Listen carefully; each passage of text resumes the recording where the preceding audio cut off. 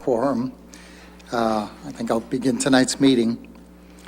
As we start every meeting, we'd like to open with citizens' concerns, and that's for people who have something they want to bring up to the town that is not appearing on the agenda for tonight's meeting.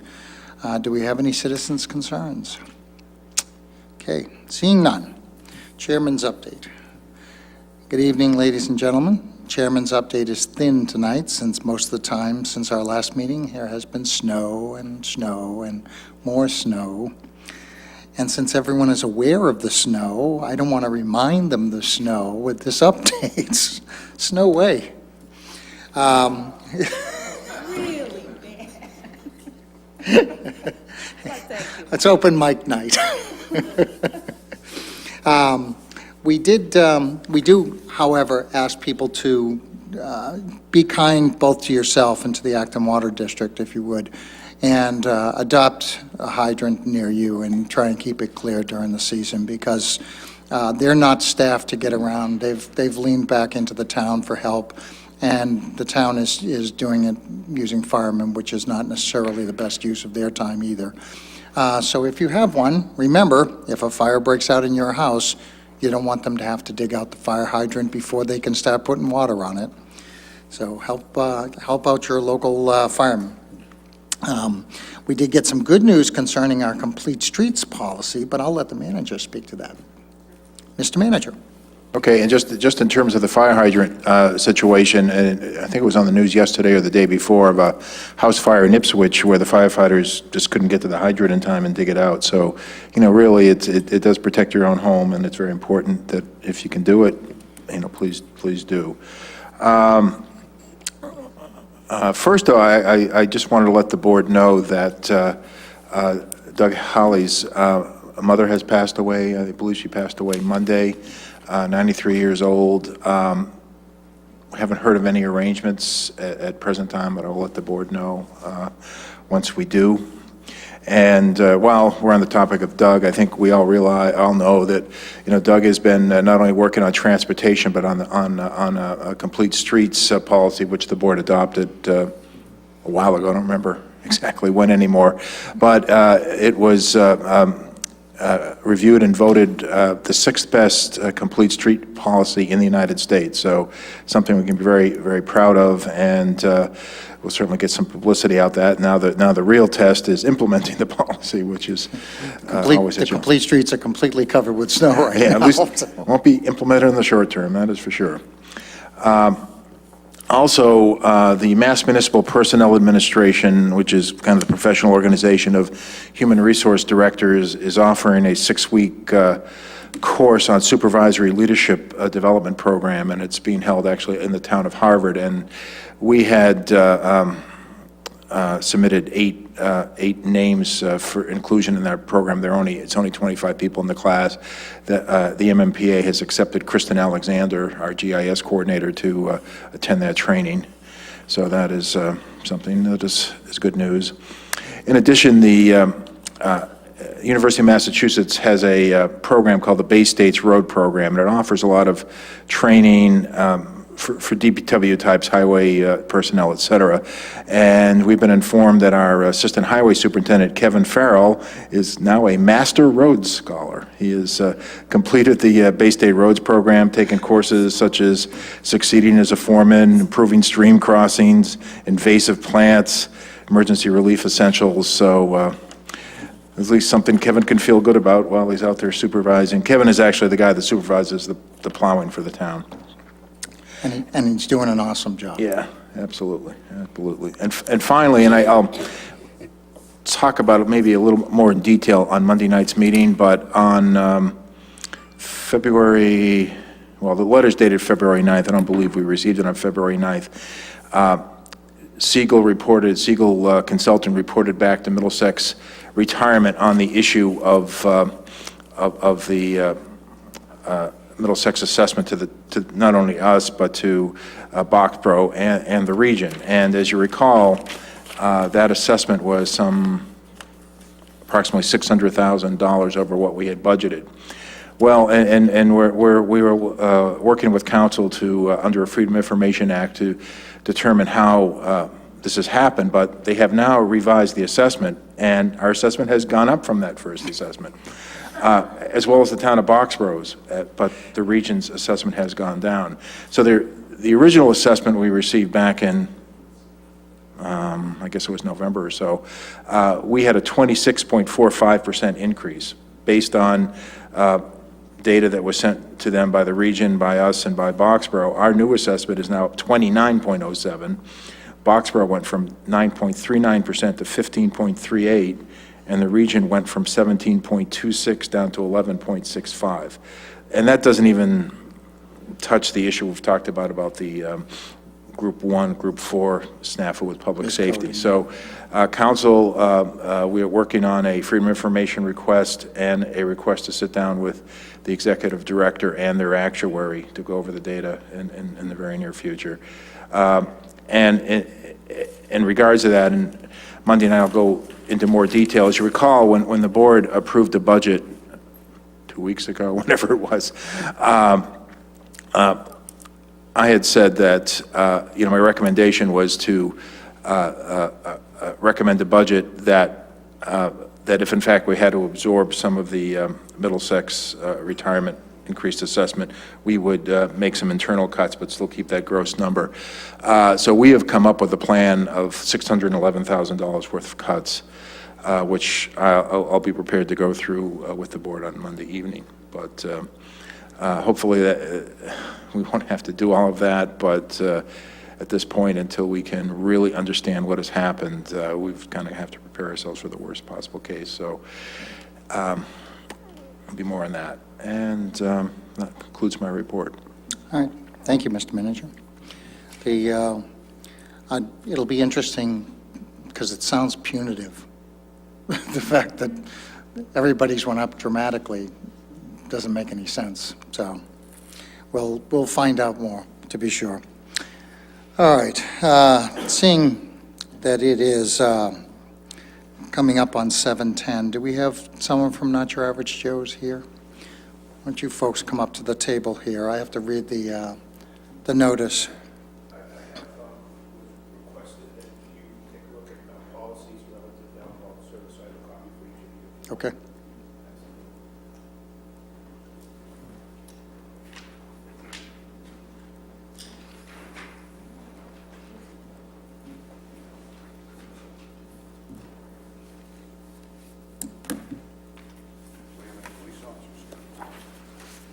This was not an incident that happened in Acton.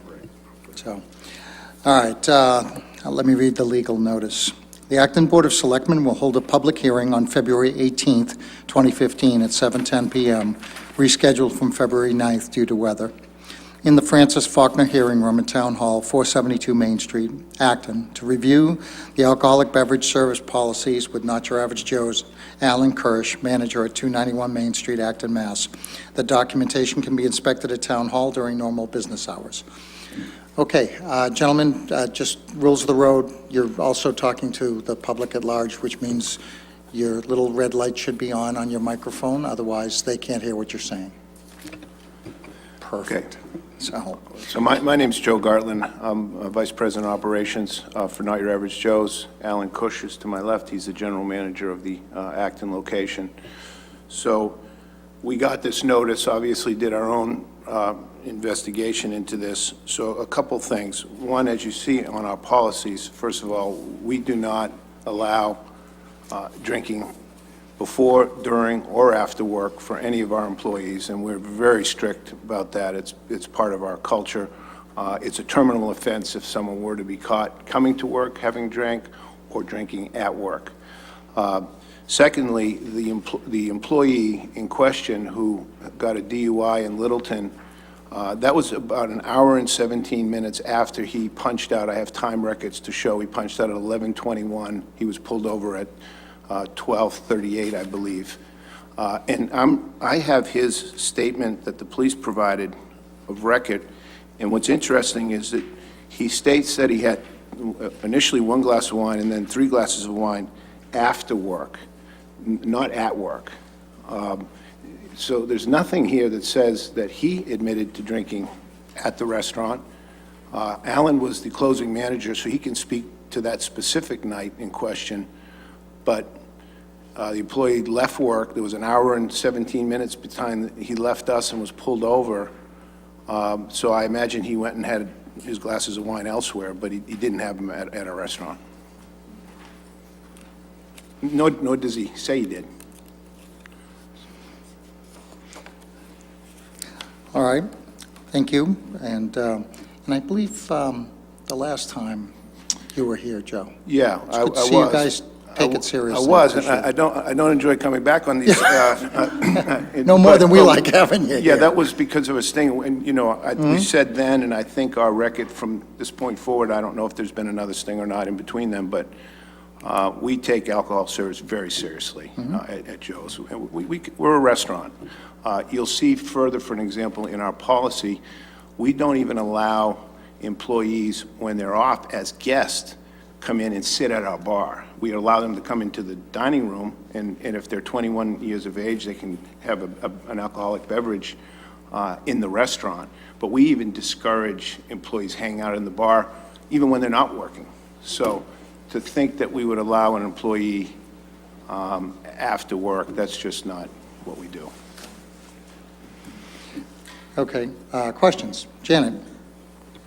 So I don't remember, it probably is in the report, or maybe it isn't, but was this employee somebody who he wouldn't have been the one to close the restaurant? He left before the restaurant was closed. Would you, as the manager, have been the one to close the restaurant so that you would know that he wasn't sneaking a drink at the restaurant before he left? No, I was the manager that night. I closed Saturday nights. That's one of my shifts. For an employee to be drinking on the job, in his position is critical role for the restaurant. He's a saute cook, extremely dangerous, no access to the product from the bar, would not have happened at all. And then once he would have left the facility after cleaning up his station for the night, I don't know what would have happened beyond there at that point.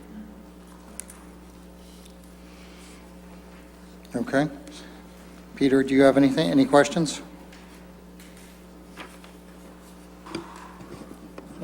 Yeah, I'm just a little confused because the chief says that the report provides the location of the last drink that a person had who was then subsequently arrested for operating. You're saying it doesn't.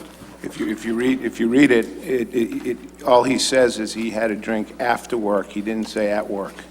So whether the chief drew that conclusion or whether there's something that was said that's not in the record, I don't know. But yeah, there's nothing here that even, I mean, I would dispute it anyway, but he didn't even say, at least according to this record, that he had a drink at work at Night Rivers Joe's. Mr. Chair, it's my recollection that in cases like this, we, meaning the police department and the Selectmen's office, are notified by ABCC when there's an incident like that. And my recollection is ABCC indicated in their mail to us that it was the last place served. Now, maybe they misread the police report. I don't know, but that was the information that was relayed to us by ABCC. So what time was this the end of his shift that night? Yeah, I have his time clock record that shows he punched out at 11:21, meaning he left, they punch out and leave. Right. He was pulled over at 12:38 in Littleton, 15 minutes away. Okay. So he has at least 45 minutes to an hour of unaccounted time between he left us and How when late he are you open to was- serve? We close at 11. Till 11. So Yeah. you don't serve any alcohol after 11? No. And he punched out 11:21? 11:21, yeah. Okay. No question. Welcome, by the way. MBTA wounds. Yeah, I think that under the circumstances, I know that I've seen your policy before, and I appreciate that you do take it as seriously as you do. I know that the Acton, Not Your Average Joe's, is a premier location, well-run, by the way. Thank you. And we're kind of getting this information third hand, and that's the problem, is if this gentleman had left work and had been picked up by one of our police officers and charged with DUI, it would be very different, because we'd have someone we could question. I think that under the circumstances, unless I have severe objections from my board here, I don't think that there's any real evidence that what is implied by the ABCC occurred. As you say, the time from which he left work to the time that he got pulled over for DUI is an hour and a half in 15 minutes away. And he was obviously, I believe his blood alcohol was like 0.16, which is twice the legal limit, and he didn't do that with 3 glasses of wine anyway. But I would not see this as an over-serving violation. I think that this DUI is purely and simply on the driver. I think that this is a case of mistaken identity here. But I would entertain a motion to... I just want to, I'm sorry, did you have something you wanted to say? No, I mean, I didn't think it was an over-serving violation to begin with. I mean, if anything, it would be a question of the policies, but their policy is pretty clear. And there is this sort of gap in information about where he was after he left the restaurant. He apparently wasn't questioned about that, and I don't know where ABCC sort of drew the inference that his last drink was at the restaurant, given that the policy says he can't do that. He had no access to alcohol. Right. And the manager was there to confirm that he left before without being able to sneak something, so, yeah. Well, and to have that much alcohol in the system. Yeah. This was not By the not way, a sip of beer. He punched in at 4 o'clock, so he worked a 7-hour and 25-minute shift. As Alan said, as a saute cook on a Saturday night, you got to be on your game. So I don't think it was a question that he was impaired while working. I think that would have been something that would have been identified. You never know, I mean, I guess, but obviously at 12:38, he had consumed a fair amount of alcohol. I just have to assume it was after he punched out at 11:21. Well, again... Yeah, I mean, I have no issues with that. I just would say that we've had a number of these kind of complaints recently. And I understand there's a tension between, you know, trying to... Not from you. No, not from you, no, other yeah. businesses in town, but I understand there's a tension between the serving alcohol, which is profitable to businesses, and trying to identify people who are intoxicated and shouldn't be served anymore. The last, we've been provided with some kind of more updated policies, I think, that talk about meeting with employees. I mean, I think businesses need to err on the side of caution, okay? If there's any question, people should be shut off. So we've had, you know, proposals to, in response to some of these complaints, to require weekly meetings with employees and emphasize how important that is, even though they've all been tip certified, and educate employees about how to have dialogue with customers to determine whether they're have had too much to drink, even though we hear all the time, well, a lot of people you can't tell, you know, because they can hold their alcohol so well. We can't tell whether they're drunk or not. But then they're out the door, and 5 minutes later, they're stumbling down Route, you know, Great Road 2A and falling into the shrubbery on the side of the road. It's complicated. You know, the good thing about our concept, and particularly here in Acton, is the clientele is, it's not a younger clientele, it's a more mature clientele, but we go out of the way to provide that training, and our license does not stipulate, our liquor license, that we have to tip certify, but we do, regardless. Every single person who's charged with the responsibility of serving alcohol, whether a bartender or server, has to go through this training and be certified. Yes, Okay, Jan. thank you. I agree with the other point. Did you want me to, if you want a motion, Yeah. move to take no action? Okay. Do I have a second? Second. All right, any more discussion? The only thing I would say, gentlemen, is thank you for coming in. We appreciate you being as concerned about this kind of thing as we are, and sorry that you kind of got pulled in on this. I hope that, It's good to clear the record, that's all. It's we good hope to never see you again here. here, right. Thank Just you. at the restaurant. Thank you. All right, all those in favor, please indicate by saying aye. Aye. Any opposed? Any abstentions? Aye. I'm abstaining. I missed half the discussion, Okay. so I'm not going to. Did you catch that, Lisa? All right. I want to give one to, okay.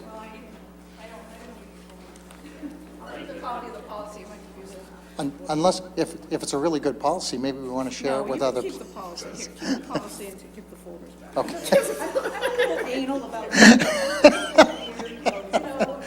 She didn't want to raise your prices at Not Your Average Joe's. All right, thank you, gentlemen. Especially since we're going to hear about pay as you throw and save money and reduce recycling.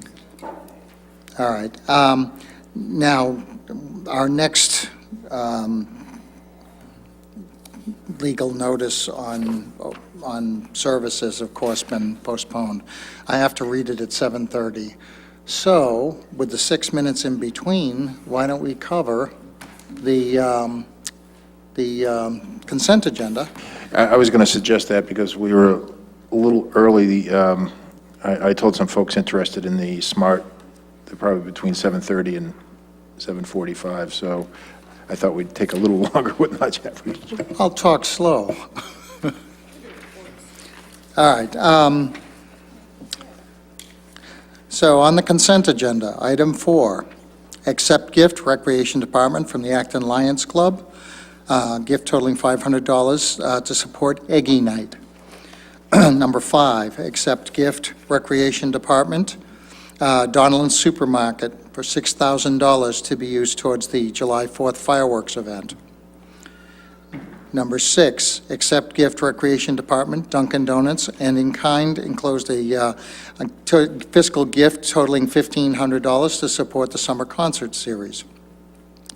Number 7, accept gift Recreation Department, Gould's Clothing, gift totaling $6,000 to support July 4th fireworks event.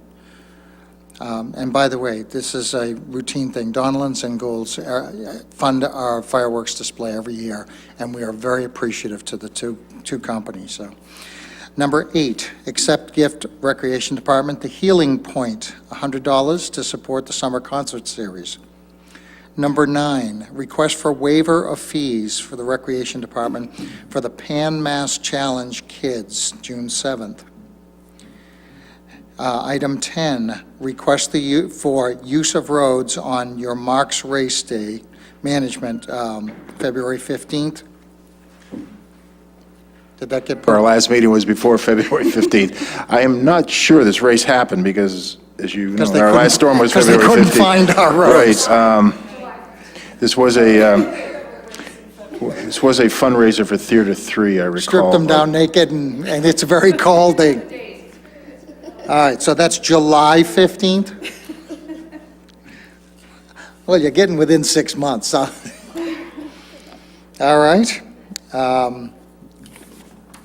Number 11, one-day alcoholic beverage license for Jeff Quebec. Hold. Hold. And number 12, one-day alcoholic beverage license, Pelagic Sailing Club. Number 13, one-day alcoholic beverage license, Acton Community Supper and Food Pantry. Number 14, one-day alcoholic beverage license, St. Elizabeth's of Hungary. Hold. Number 15, Whitney Memorial Fund disbursement request for the Robert Creeley Foundation for $1,000. And number 16, request for disposal of obsolete items from the Acton Memorial Library. Okay, you were the holdee. Yeah, for items 11 and 14, I had the same comment and for items 11 and 14, I had the same comment and sort of question, need for clarification. I don't have the forms in front of me, but I saw that the attendance was going to be over 50 people. And on the form, it says if there's going to be more than 50 or more attendees, you have to have a TIPS certified server or the equivalent. And then there's a separate question about whether you're going to have a TIPS certified server. And in both instances, these people have over the number requiring a TIPS certified server, the equivalent, but on the question about TIPS certified server, they don't have one. So my question is, are they going to have some sort of trained server there? And what does the police department have to say about this? So, do we know, Lisa?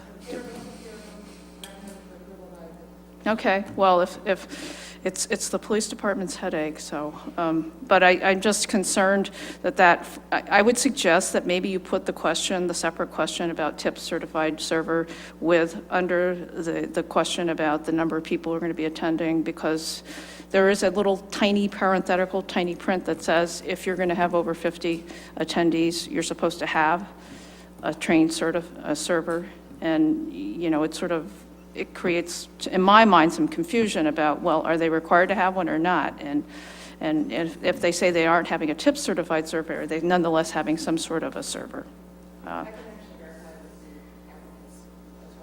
Okay, well, yeah, I mean, I'm fine with approving conditioned or contingent on you just kind of following up and making sure that it's okay. All right, Thanks. so what we'll do is we'll pull those two out and vote on those with a condition. We used to get the emails that you sent to the chiefs, and so that would be helpful, I think, in the future, if you could put those back in there.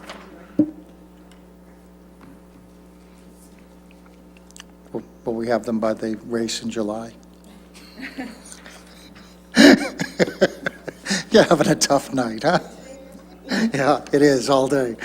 All right, well, so. I'll move to approve consent agenda items 4 through 10 and 12 through 13 and 15 through 16. Second. All right, we have Katie seconded and Janet moved. All those in favor, please indicate by saying aye. Aye. Any opposed? Any abstentions? And I'll move that we approve items 11 and 14, subject to Lisa's following up and verifying that there's the server issue. Is resolved. Yeah. Okay, and Franny seconded that. All those in favor, please indicate by saying aye. Aye. Any opposed? Any abstentions? All right. Seeing that it's 7:30, I'll read the, actually, I don't have anything I can read, do I? So what I'm going to say is that the notice that Red Raven on over-service policy hearing, which was scheduled for this evening at 7:30. The applicant has requested a continuance to February 23rd, 2015 at 7:10 p.m. So we will, in fact, take this up next Monday. I think we do need a motion to that effect. So moved. And a second? Second. All right, we have Katie moved and Franny seconded. All those in favor, please indicate by saying aye. Aye. Any opposed? Any abstentions? Want to do reports? Sure. You guys still have pay it people who are coming, who are not here yet? Yeah, we'll do reports first, then we'll do pay it last. All right. Since you were late, you get to go first. Gotta go first? Okay. Oh, I was setting up for that. We like to punish equally. Luckily, there weren't many meetings between our last one and this one. The Acton Boxbury United Way Needs Assessment Steering Committee met, and they're continuing their work on their needs assessment, and they're going to be releasing a townwide survey for the citizens of Acton and Boxborough soon. That link will be made available in a number of places, hopefully on our town website. Be in touch about that. So keep an eye out for that and complete the survey if you can. The school committee had met when we had our meeting, whatever, last Thursday, 2 Thursdays ago? Last Thursday. Last Thursday. It just I don't feels know like. anymore. I know. I have the snow madness, that's what I'm calling it. But then they subsequently met on the 12th. Again, I was late to that due to train issues, so I missed a little bit, but their Middlesex, we had I don't know if you talked about that during your update. Okay, I missed that. Well, so their assessment came in lower than their Middlesex assessment came in lower than what they had initially budgeted for, which was a bit of a surprise. So they were able to use that towards part of the budget cuts that we had kind of agreed to at ALG. So they also voted to combine the decrease in their MSRB assessment with what was referred to as their level 1 cuts, which includes,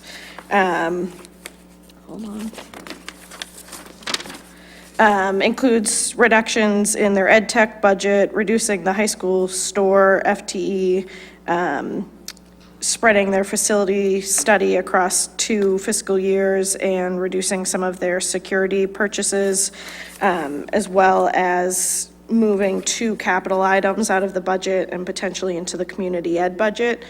And that would reduce, that was a total reduction of $369,710, actually in the assessment. I don't know what the budget reduction was. And they voted unanimously to accept that, so our assessment will be going down to a 7% increase over FY15, but it's in compliance with the ALG cuts. And that is that. So their population went up by 400 people, and their MRS. What do you mean their population? Oh, yeah. Well, I don't know how much you talked about. Again, I missed some of it, but. But some of it, as I could figure out, is there were misclassifications of people, Right. some who should have been in, with the town when they retired, but they were on AB, and so there's some of that going on. But just to fill you in, Katie, we are going to be doing a Freedom of Information request to the Middlesex system just to verify the names, as well as the other issue with the Group 1, Group 4 people, because our assessment went up from, 29%. yeah, well, it went from 26 to 29% or something like that, and Boxborough's went up as well. Right. Yeah, so, and that's what, I mean, I don't know if it does end up, and I mean, time's, obviously running short on getting this all figured out before town meeting, so, it might stay until then, but I don't know what they will plan to do if in fact their assessment is calculated and it goes back up, because there wasn't a lot of, there was a lot of kind of talk at the table when they took this vote that, okay, these are the cuts we're making and we're not going to be asked to make any more, right? So That's why I asked So- the question. It's kind of like, so all of the employees that used to work for the town of Boxborough, for their Boxborough school system, moved into the region, and all of the employees that were Acton Public Schools moved into the region, and theirs is dropping 6%. But this is the assessment they have Right. for now. Now, so- our finance, team, both finance director and assistant finance director, the Boxborough treasurer and the finance director of the district have been going through all the information and verifying who was with what. So that could actually be pretty accurate. I mean, my concern is probably more the public safety piece of it, which, if I understand, is maybe not quite 50% of the problem, but, maybe 45% of the problem. And that's one we really need to try to straighten out. But so anyways, I think that this will end up being our, what their budget is and what our assessment is. So as of now, it's a 7% increase over last year. And it does appear that between the cuts we went through at the last meeting that the board endorsed and this, we have hit the ALG number, I believe. Yeah, correct. Well, I mean, Right. overall, But- it's still going to have to be to the taxpayers, whether it's a regional number or whether it's town number, but, yeah. So, But we'll have to figure out our assessment within our Okay. number. is that it? That's it. Peter? Okay, the Green Advisory Board and the Sidewalk Committee both canceled their meetings due to weather issues. Green Advisory Board will have to get a grant proposal into the state for the Green Communities funding by the middle of March, so they'll be scrambling around. The town, I believe, Dean is proposing new LED streetlights to the tune of about $250,000, which may eat up the whole grant, so it'll be an interesting process. to However, see we how- have just been notified, we've received a grant from, well, it's not Instar anymore. I forget what they're calling themselves these days. Eversource. Eversource of $60,000 for this project, so they've just awarded us that. Okay. Acton 2020 met. Nancy Gerhardt is a new member of the board. She's also new to the Recreation Commission and has served on many boards in the past, so we want to thank her for her service to the town. They've appointed liaisons to all the town committees to continue that process of developing as a clearinghouse for all the work that's going on, to keep the community informed about all the work that's being done to meet the goals and objectives of the master plan. They're trying to update their website. Ann Corcoran is the COA liaison to their group. She turns out she was apparently the technology person in the Harvard schools for many years, so she's going to approach the technology people in the Acton schools to see if there's a student or somebody who could help them get their website in better shape. The planning board met last night. Leo Bartolome was there, looking for an approval for his sign for Northeast Collections. Apparently, he had some process to get it approved going on, and his sign person who had designed it has passed away, unfortunately. That's the same entity that apparently is in litigation. The planning board, the planning department recommended rejecting his application because it wasn't a permitted use. I think that's the use that is the training on the antique vehicles, and you know, that thing, they said if he could reapply and designate it as an internet sales business instead of that use, he might get approved. They were going to talk to Steve Anderson. They had a meeting with him today and get more information on the litigation and the legal response to that. But he's also looking for a sign for his imaging. I think the name of it is Imaging. That is the internet service that he's had going to sell vehicles for a long time, I guess. So I think that will be approved. Brookside Shops came up. I think it is going to go forward to town meeting. We have it as a placeholder article on the warrant. Okay, they have another meeting on March 3rd, which I assume is within time to get it onto the warrant. Yeah, we've got a. We have it on the warrant as a placeholder right Okay, now, the abutter was there. The management for Brookside Shops has been very, very responsive. They're going to fix the landscaping. They're going to put in a camera to track the trash pickup. They don't want any trash pickup before 7 a.m. They've agreed to do that. Sounds like they're going to come up with a memorandum of agreement to ensure that they enforce that, and the management's willing to put up a bond. So they've kind of satisfied the resident who had all the complaints, and I think that'll be going forward at town meeting. There are legal questions about whether we would need to amend the site permit, or they can just do it with a memorandum of agreement or whatever. They're going to talk to Steve Anderson about that as well. CPC has met. Janet sent out information from about Roland, about the process. We're going to meet again on the 26th to make final decisions. It looks like right now they will not fund the NAR restrooms on $105,000. A lot of questions about whether they could just increase the fees for renting the picnic facility to pay for that over time.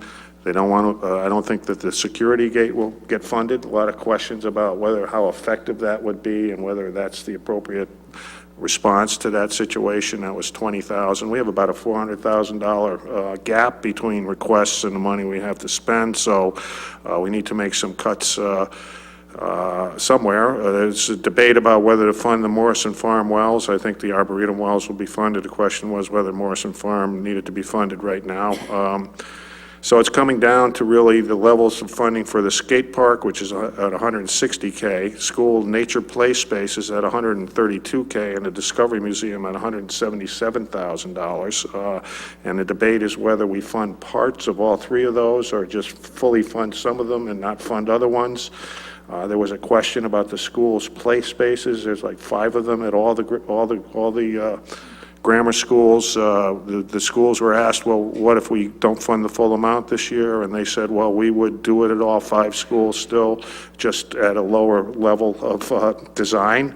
And there was concern about whether that was the right approach or not. I think the schools are obviously concerned that they can't pick one grammar school and not another one, but I think the feeling was that it'd be better to have them build the full ones at a few schools and then maybe come back next year for more money or whatever. But I just met with the assessors tonight. They are having a lot of questions about the hardship abatement proposal that we're putting money into the overlay account to fund.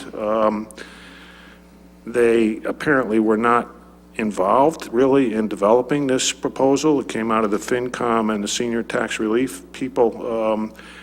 It's linked to the state circuit breaker for abatements for elderly residents. There are apparently no asset tests to that, and they're concerned that some people might have second homes on the Cape or whatever that, would allow them to get this abatement when they might not be really necessary. So how this is actually going to be administered is a lot more complicated than it appears on the surface, and they need to work that out. They're going to try to put a meeting together of myself, Peter Ashton, and Bob Evans and see if we can talk that through. So just want to note a couple of things the League of Women Voters has got going on. One is on the 26th in this room, the Committee for Restorative Justice program is going to put on their film. Lauren Rosenzweig is the chair of that program. They do excellent work with youthful offenders and the concept of meeting with victims and getting them together in the same room, and really good results on preventing reoffending of young people. And I think on March 8th, there's going to be a Civic Bee in this room. I've signed up for it. Other selectmen probably have, with the high school kids, and should be a lot of fun testing how much we all know about civics versus the high school students. So that's my report. Thank you. Oh, I can't go. Oh, it's good. Frenay.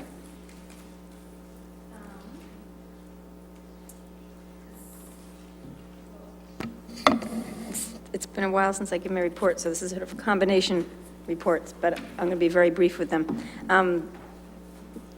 It's old news now, the Mass Municipal Association, but the 3 workshops that I went to that were very helpful and interesting were on opiates, and 2 of them very sobering on opiates and also mental health issues, dealing with towns, dealing with... They were sobering and they were on opiates. Come on, my job is the humor. I know. And on cultural assets as economic drivers, which was really interesting. It's somebody from the Mass Cultural Council, and they had people representing Natick, Pittsfield, and New Bedford, and it's really very encouraging to see how you can really increase visitors to your town and the economic situation in your town by promoting and creating cultural districts. And the Beyond Ferguson event, which I went to, I thought that Chief Woodmeyer did a really good job presenting, and I hope the conversation continues from there. I think it will. And the Acton Boxborough Diversity Coalition, which you presented last time. I don't remember. But in any case, the report is out, as we've been saying, from the first 2 years, and the coalition's going to continue, and Janet and also Cynthia Highland agreed to take over the leadership, at least for 3 or 6 months, from Marge Kennedy and George Smith, who I think I thanked them for getting this started. And it started at the No Place for Hate breakfast on Martin Luther King Day a couple of years ago. And the Cemetery Commission, there was more discussion of the upcoming Kennedy Building accessibility improvement and the Harris Street properties. And at the MAGIC, which is Minuteman Advisory Group for Interlocal Coordination,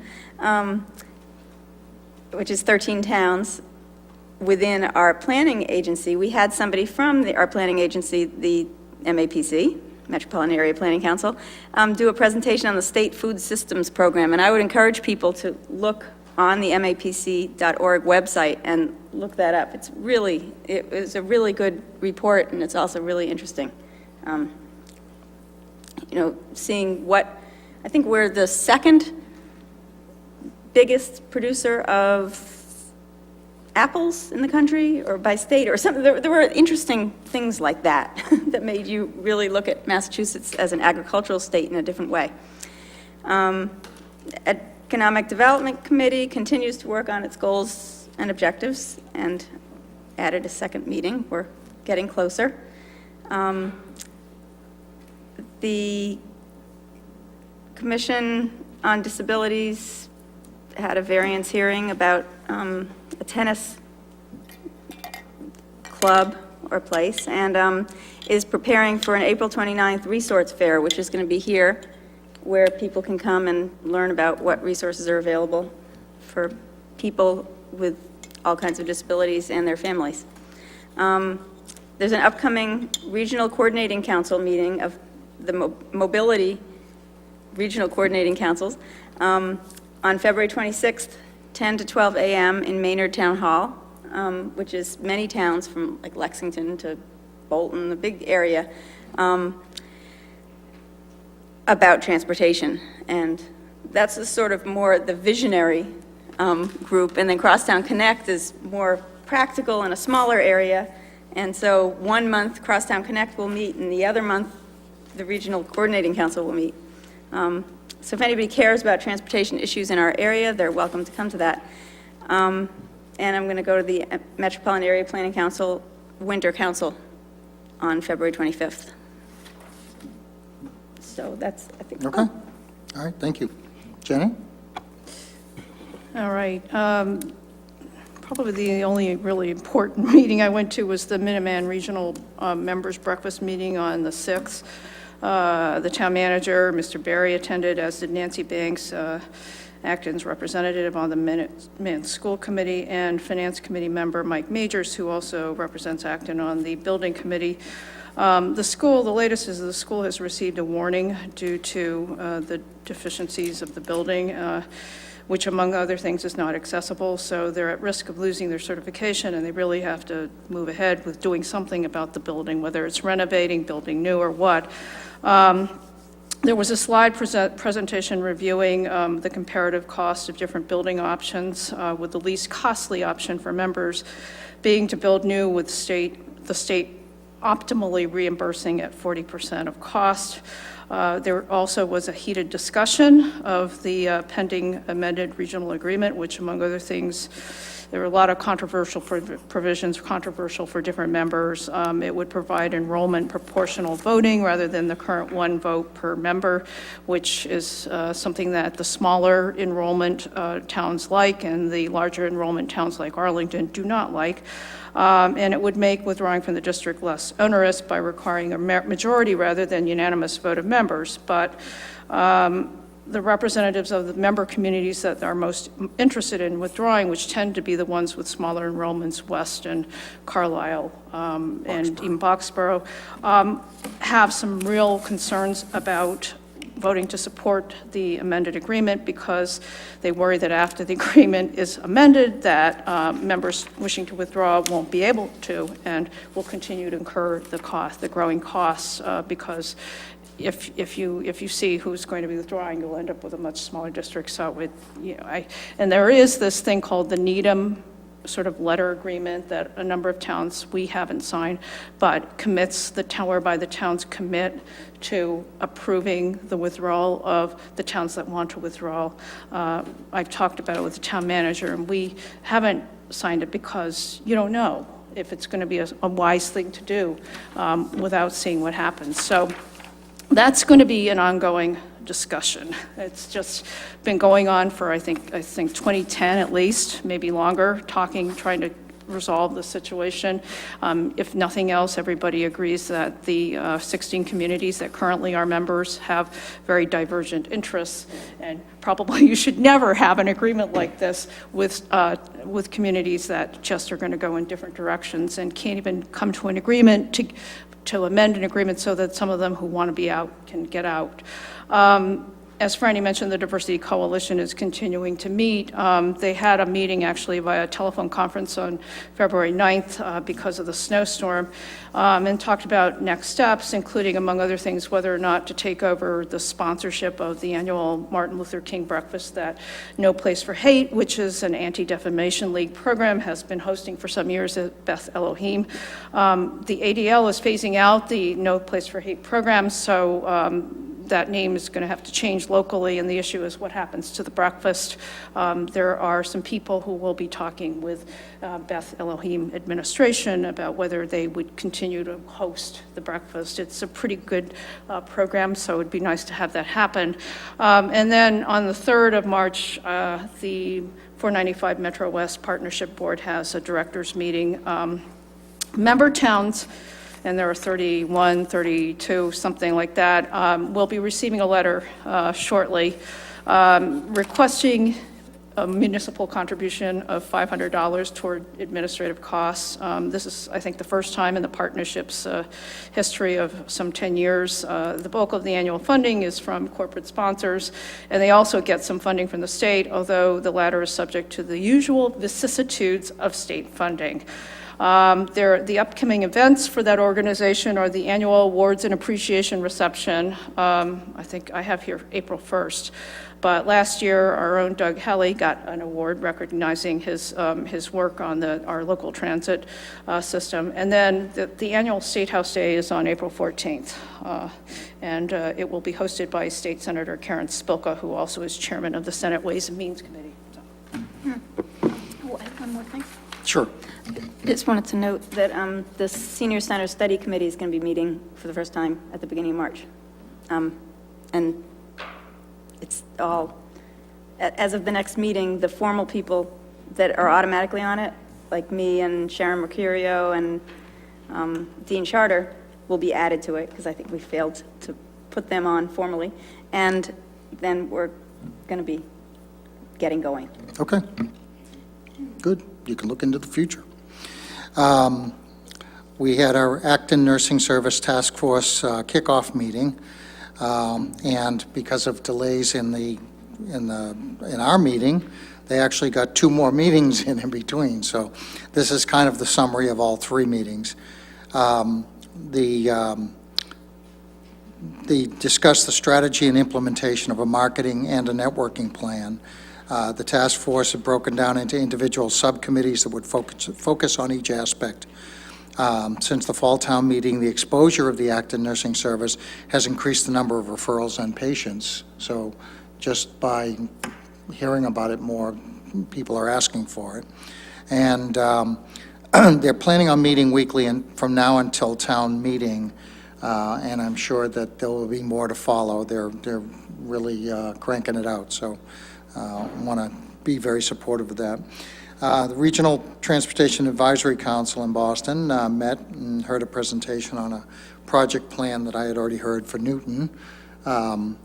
They were changing a 4-lane, 2 lanes each way on Washington Street to 3 lanes, 1 lane each way with a turning lane and 2 bike lanes.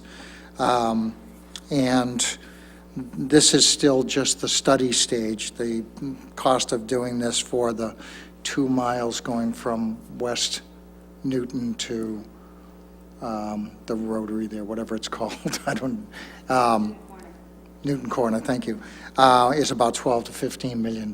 So it'll be a tough one to sell. But and then, of course, we were discussing the shutdown of the MBTA.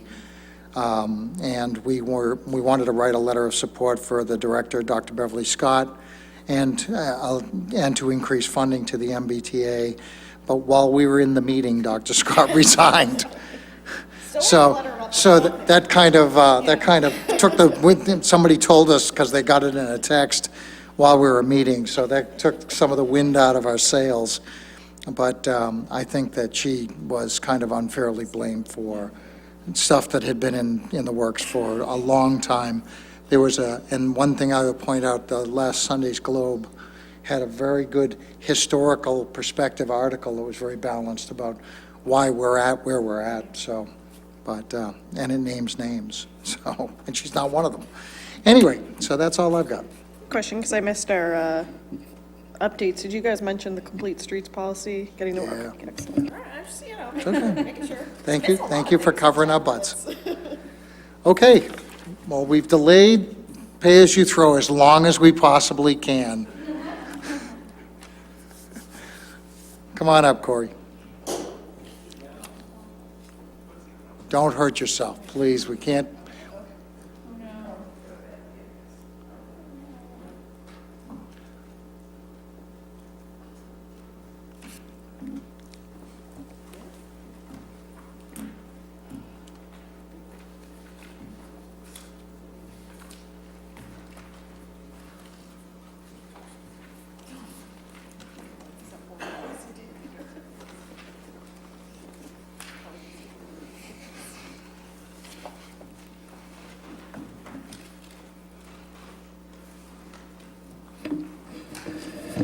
Good evening. I'm just going to turn this over to you, take it away. I'll just kind of go through what I have, and then we can answer any questions. Essentially, as you know, we've been looking at the pay-as-you-throw program, or SMART, depending on how you like to call it. It started a while back when Green Acton kind of came to the board, brought up as an initiative, but it's also come up in 2020 and different goals, so we've been kind of taking a look at it. We came back to the board in September with some preliminary information. We've since been evaluating a little bit more and how it would kind of relate with the upcoming budgets. I mean, as you all know, this is our transfer station. You're coming in off of Route 2. We have the gatehouse, the recycling area, and the transfer station there. Under the existing program, right now, we have a one-fee sticker program. So for the first sticker for a non-senior, it's $210, and that gives you access to the entire program. So as far as waste disposal, there's no limits.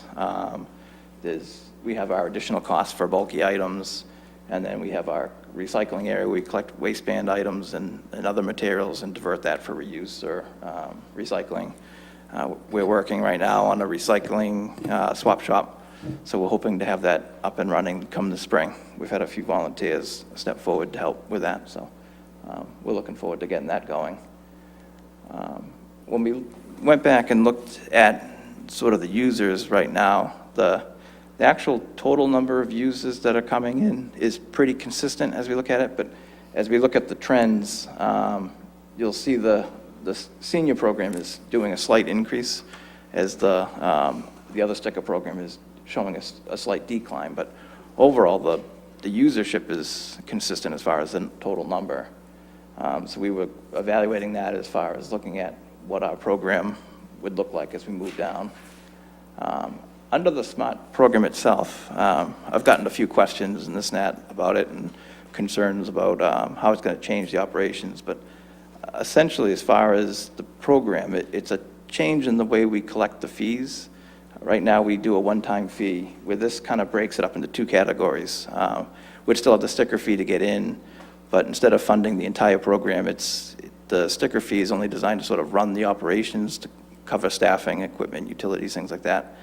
And we would be instituting sort of the new SMART bags, like you'd see, designated specific for Acton.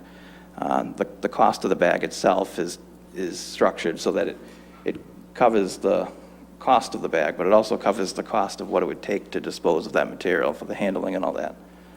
And that sort of comes in through the different streams as far as people. We've talked to several retail establishments in town about selling them at their facilities. So if you were going to the grocery store to buy your other regular kind of bags, you could get these kind of bags there, or hardware stores. So the goal would be to have them accessible in places that people are going now. And then there's always the question of why. Sort of the two things that I see, the goals that come out of it is sort of, the big thing is the environmental. When you look at the case studies across the Commonwealth, it does give that incentive to divert more material away from the waste stream. A lot of the case studies, you'll see waste reductions at their facilities go down by as much as 25 to 50%. And there's also, it obviously helps to increase the recycling, so you get some of that material being diverted into the recycling facility. But it also gives sort of a personal incentive, because it gives someone sort of the opportunity to gauge what they want to do. If they really want to try to save some money, it gives them an incentive to try to divert as much material as they can, whether they're diverting it to the recycling or diverting it back to other kind of recycling or reuse facilities, and minimize the amount of trash or the amount of number of bags you have to buy. It gives the person the option to do that. And it makes it a little bit more equitable depending on if you're an individual or just a couple who produces much less trash. You're paying for what you're putting into it. So if you're a larger generator, you'd be paying your fair share, and it's a little bit more equitable for the different entities that would be coming in. This is just some information that Mass DEP put together. When you look at the plan on the right, the cities and towns that are colored in are ones that have a pay-as-you-throw program instituted in their communities. And then the plan on the right is showing, they did a study of all the communities and sort of what the average annual pounds of trash per household. You mean on the left? On the left, yes. I'm a lefty, everything's backwards. So when you look at over here, I always kind of focus in and around the outskirts of Boston, where you don't see a lot of pay-as-you-throw program in place, versus out here where you see a lot of them that do have it, and then down here you do see a lot of that have it. When you go over and look at how much trash is being produced in and around Boston, you see a lot of red and orange, which puts them on sort of the higher amounts of trash being generated by a household, versus in those other areas where pay-as-you-throw is, you can see a lot of the greens and the yellows down along there and up there, and that's putting him in sort of that lower echelon. Right now, Acton, I think in 2013, we generated like around 1,800 to 1,900 pounds per household, sort of in the higher range. When you go to the next slide, this was a study that the municipal coordinator did at the DEP, and she looked at about 25 communities that had transfer stations. About half of them had a pay-as-you-throw program, and the other half didn't. And what she was noticing, when you look at this side, which doesn't have the pay-as-you-throw program, similar to Acton, the average annual amount of trash being generated by a household was just under 1,800 pounds, versus the communities that had a SMART program in place at their transfer station. They were generating only about just under 1,200 pounds per household per year. So just on virtue of having the program in place, it was showing us a reduction of about 600 pounds per household annually, looking at that. As well, Green Acton was going through the state's information, and they put this chart together. Looking at the same information, the pounds per household in 2013, they looked at about 72 communities that have transfer stations. And so you'll see Acton down here, right about the 1,800, 1,900 pounds per household. What you'll notice here is the communities that are highlighted in blue are the ones that have a pay-as-you-throw program. So you see them all generally in the lower half of the less trash being generated. It's just sort of looking at how the program how it's been implemented and how the effects have been. So you can kind of see it there pretty well, how it's been going through. We've looked at, there's a number of case studies on the Mass DEP website. We've looked at Needham's, Sandwich, there's a few others that have transfer stations. I spoke to Littleton after they implemented theirs, and they were seeing a reduction of almost 50% when I was talking to the gentleman over there. I had asked him about illegal dumping and what he was seeing, and he wasn't seeing anything more than what he saw before.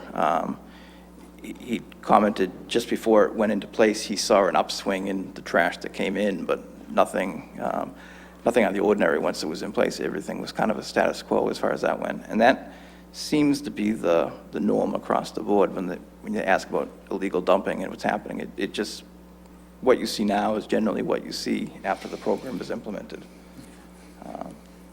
So it kind of gets into, after looking at all the information and learning about it, how it would be implemented into the facility we have and sort of what effects there would be. And really the effect boils down to the fees. like I said, the sticker fee would be reduced because it's only going to be kind of controlling for the operational piece. We would be instituting the new smart bags and would have a cost associated with that, and would be picking up that other piece for the transportation. But as far as the remainder of the facility, as far as when the resident comes in to dispose of their trash, recycle going to the recycling facility or getting rid of their bulky waste, all that is the same. There isn't any logistical changes at this point that I foresee that would be changing the way they would go about what they're doing. It's really just the way the fees are coming in and giving them that opportunity.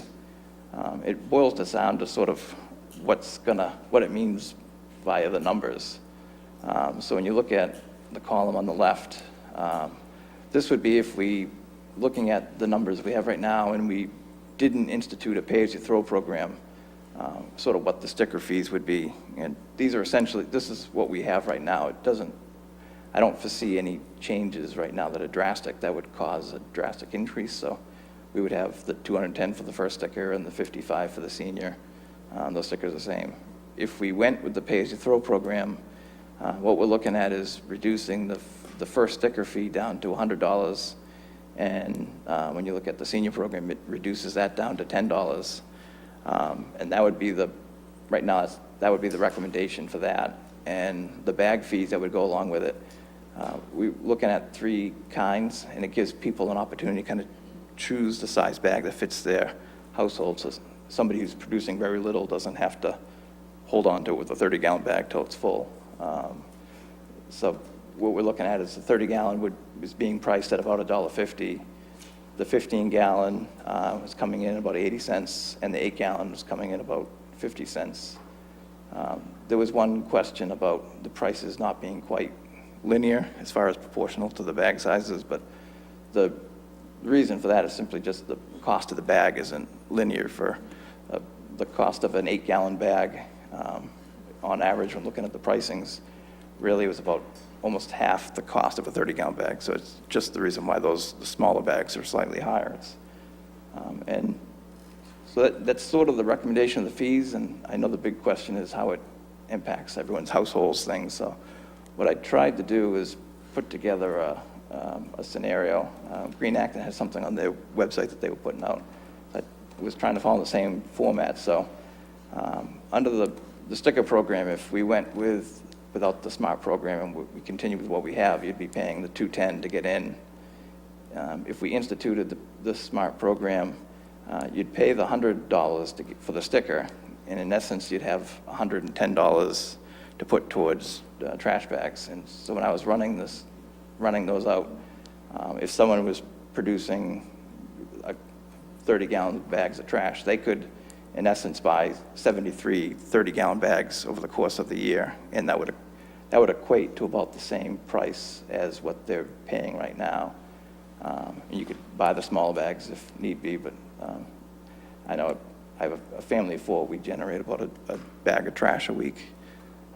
When looking at the senior program, with the $55, we dropped it down to 10. It was because it's the same bag pricing. We were trying to find a way that modeled closely what was happening. So with the $10 access fee for the sticker, it leaves about roughly $45 in theory for the bags.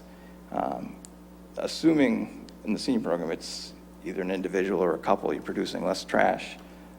Even if they were producing a 15-gallon bag, which is about the size of a tall kitchen trash barrel, you get about 56 bags for the year. If you're producing slightly less, like the 8-gallon bag, you could get 90 bags out of the year. So this, I think, gives people a general idea. They can kind of look at this and gauge how they're generating trash and recycling now, and I guess kind of see how the system fits in their lifestyle, their habits, and whether or not if you produce less than 73 30-gallon bags in a year, then you'll pay less than what, in theory, you'd be paying under the old program. And the same if it's under the senior program, if you were only producing, say, 8-gallon bags of trash a week, and you only did 1 bag of those a week, you'd be making out as well.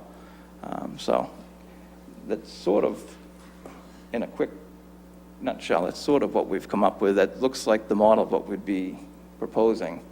Our trash contract is up in June, so we'll be revaluing that, but it doesn't appear that the market, there's any drastic changes in that market. It looks like we're either comparable or it might be less, but I don't see any drastic hikes that would be coming down the pipeline for that. So the numbers seem reasonably good as far as projecting what we'd probably be looking at this summer if we were to implement the pay-as-you-throw system.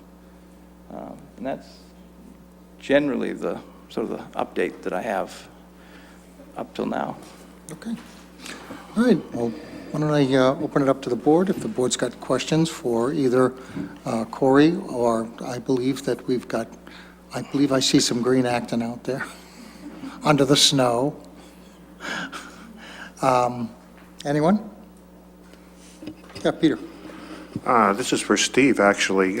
We usually set the fees every year for the transfer station. I think the selectmen have the authority to do that, so, Right, I mean, the board typically does the fees in sometime during the summer for sales of stickers in September. okay, but this is going to be a warrant article.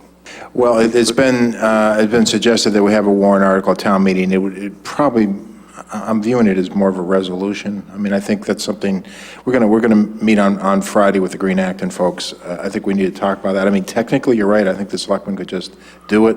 Yeah. I guess it's more of a political question of whether you want to Yeah. discuss it at town Okay. meeting or not. Okay. Because as Corey points out, in addition to, trying to incentivize recycling, it really is it's a way to finance it. I mean, the budget doesn't change. It's just kind of how you allocate the costs.